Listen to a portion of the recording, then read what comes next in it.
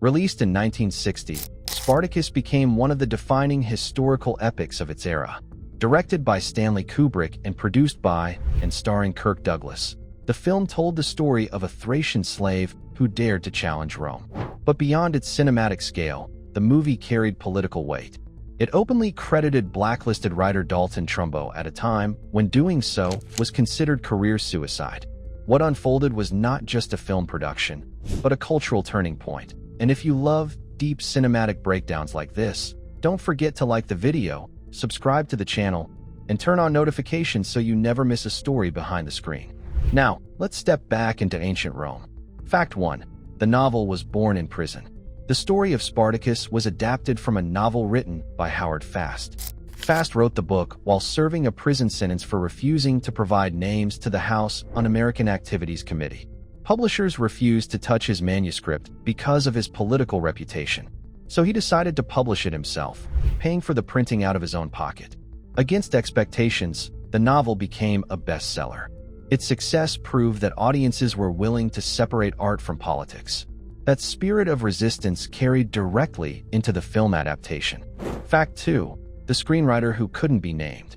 Dalton Trumbo had once been one of Hollywood's highest-paid writers. But after being blacklisted, he was forced to write under pseudonyms for years. When Kirk Douglas hired him to write Spartacus, it was done in secrecy at first. Eventually, Douglas made the bold decision to credit Trumbo publicly on screen. This move directly challenged the industry-wide blacklist. Studio executives feared backlash and boycotts. Instead, the public response was largely supportive. That single credit marked the beginning of the end of Hollywood's blacklist era. Fact 3. The original director was fired. Production on Spartacus actually began under director Anthony Mann. However, after only a few weeks of filming, Kirk Douglas felt Mann's vision lacked the epic scale he wanted. Creative disagreements escalated quickly. Mann was replaced, and a young Stanley Kubrick was brought in. At just 31 years old, Kubrick suddenly found himself in charge of one of the largest productions of the time. It was a risky transition in the middle of filming. Yet Kubrick's precision and visual ambition ultimately shaped the film's grandeur. Fact 4. Kubrick and Douglas constantly clashed. Although they had worked together before, Kubrick and Douglas had very different personalities. Douglas was passionate, emotional, and deeply invested as both star and producer. Kubrick was methodical, analytical, and intensely focused on control. They disagreed over scenes, performances, and creative direction. Kubrick later said he felt limited by the studio system during this project. Their tension, however, may have enhanced the film's intensity. The creative friction behind the scenes mirrored the rebellion unfolding on screen. Fact 5. I Am Spartacus was a political statement. The famous scene where each slave stands up and declares, "I am Spartacus," carries powerful symbolism. During the Cold War, many people were pressured to identify suspected communists. Refusal often meant losing your career. In the film, the slaves refused to betray their leader even under threat of death. It was a bold metaphor for solidarity against oppression. Audiences at the time understood the parallel clearly. The scene became more than cinematic drama. It became cultural commentary. Fact 6 to 8,000 real soldiers were used. To create the massive battle sequences, the production used approximately 8,000 Spanish soldiers as extras. Spain's government allowed the army to participate, providing scale no Hollywood studio could otherwise afford. The soldiers were carefully arranged into authentic Roman formations. Aerial shots captured intricate patterns of movement. Every charge and collision was real, not computer-generated. The sheer coordination required was extraordinary.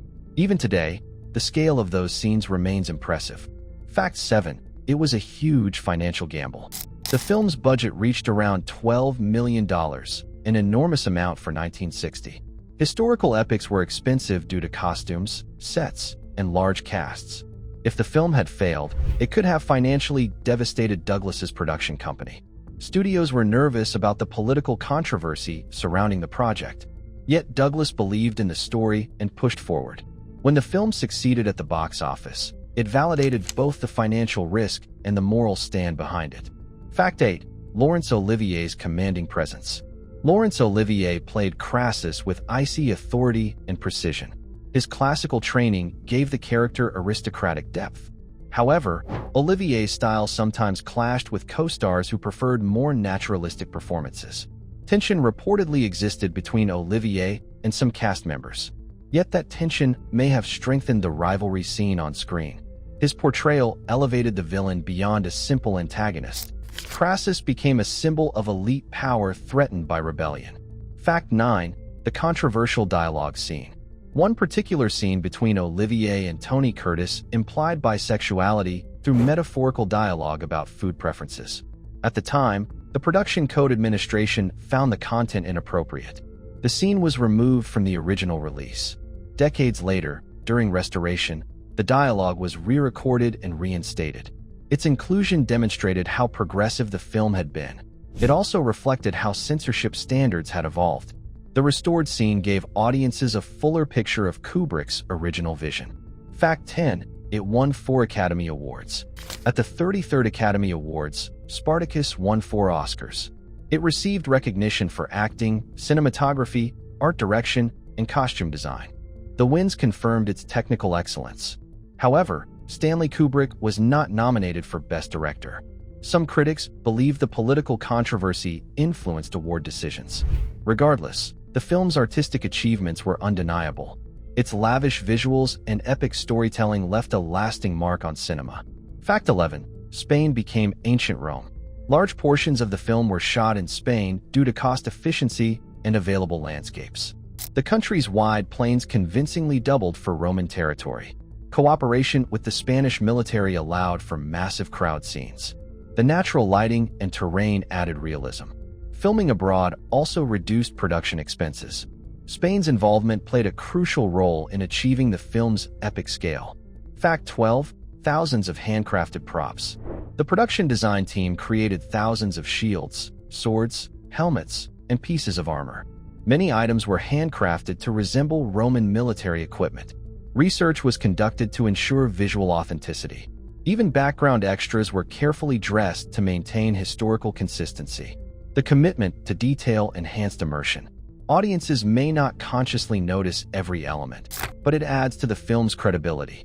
Fact 13. Complex battle planning. The battle sequences required weeks of preparation.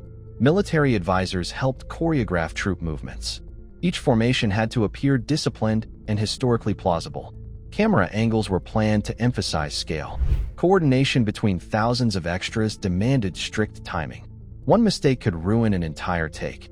The level of organization rivaled real military exercises. Fact 14. Dangerous physical performances. Actors performed many of their own physically demanding scenes. Safety regulations in 1960 were not as strict as today's standards. Injuries occurred during combat rehearsals and action sequences. Heavy costumes and intense heat added strain. Despite the challenges, performances remained convincing. The physical commitment contributed to the film's realism. Fact 15. A long and difficult edit. The first cut of the film ran well over 3 hours. Editors struggled to balance character development with epic spectacle. Decisions had to be made about pacing and narrative clarity. Certain scenes were shortened or removed for theatrical release. Maintaining audience engagement over such length was challenging. The final version achieved a powerful rhythm without losing scale. Fact 16. Kubrick's mixed feelings. Stanley Kubrick later distanced himself from Spartacus. He felt he did not have full creative authority over the project. Unlike his later films, this one was heavily shaped by studio expectations. Nevertheless, many critics see Kubrick's visual fingerprints throughout. The symmetrical compositions and disciplined framing are unmistakable. Even if he felt constrained, his craftsmanship elevated the film. Fact 17. A major restoration in 1991. In 1991, the film underwent extensive restoration. Damaged negatives were repaired, and missing footage was recovered. The controversial dialogue scene was reconstructed with new audio recordings. This effort preserved the film for modern audiences. The restoration renewed critical appreciation. It also introduced Spartacus to a new generation of viewers. Fact 18. It influenced modern epics. When Gladiator was released decades later, many comparisons were made. Both films center on defiance against imperial authority. The visual scale and emotional intensity echo Spartacus. Ridley Scott's epic revived the sword and sandal genre for a new era, yet Spartacus had laid the groundwork 40 years earlier. Its influence remains undeniable. Fact 19. Cold War resonance. Spartacus premiered during a period of political paranoia in America. Themes of resistance and unity struck a chord with audiences. The idea of standing together against oppressive power felt relevant. By openly crediting Trumbo, the film embodied its own message. Art and politics became inseparable in this project. Its cultural significance extended beyond entertainment. Fact 20. A legacy that endures. More than 6 decades later, Spartacus continues to be studied and admired. It represents a turning point in Hollywood history. The film proved that large-scale epics could also carry moral courage. Its most famous line still symbolizes solidarity. Generations of filmmakers have drawn inspiration from it. Spartacus is not just a film. It is a landmark of cinematic rebellion. Spartacus wasn't just a story about a slave who fought an empire. It was about filmmakers who challenged fear, censorship, and political pressure. It proved that courage, whether in ancient Rome or 1960s Hollywood, can reshape history. And that's why the words, "I am Spartacus," still resonate today. If you enjoyed this deep dive into film history, make sure to like this video and share it with someone who loves classic cinema. Subscribe to the channel for more untold stories behind legendary movies, and comment below which fact surprised you the most. Until the next cinematic journey.